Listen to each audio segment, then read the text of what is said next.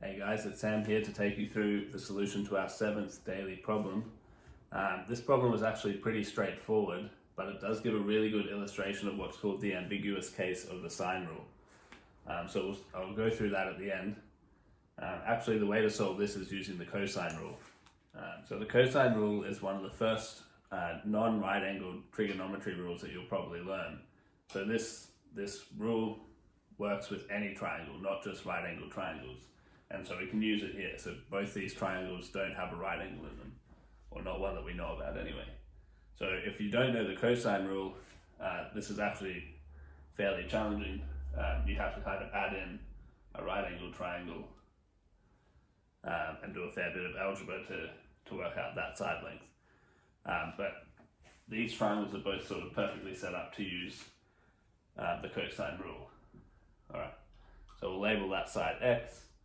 So for this first triangle, the cosine rule tells us that x squared is equal to a squared plus 5 squared minus 2 times 8 times 5 times cos of this angle between them.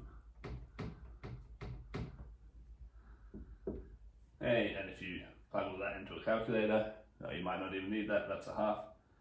You'll end up with 49 here. And so x is the square root of that, which is 7. Similarly for this second triangle, again we'll label that x. Okay, we can use the exact same working, so we use the cosine rule, it tells us the same thing, except instead of a 5 we have a 3.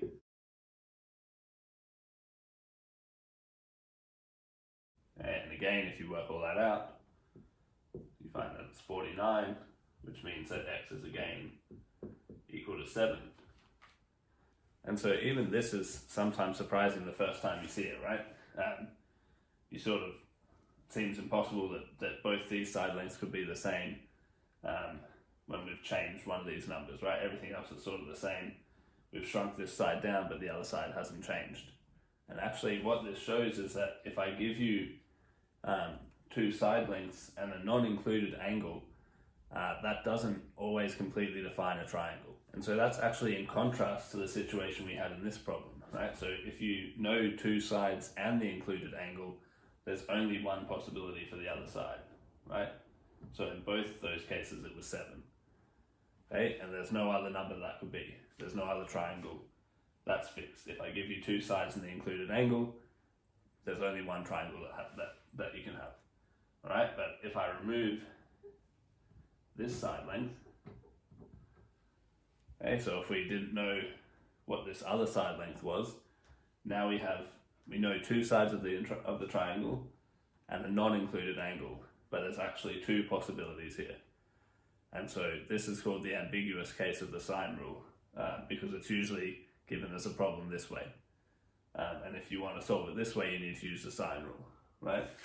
So in this case, you can't just get the next side straight away.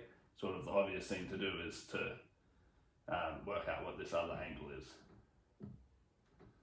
right? And the way you would do that is using the sine rule.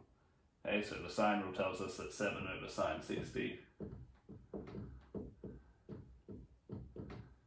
is equal to 8 over sine theta. Okay, and we can rearrange this and work out what theta is, and then work out what this other third angle should be, and then finally work out that side length. But when you do this, when you work out what theta should be, you have to be a little bit careful because there's two different possible thetas that you can get. And so that's the trick here.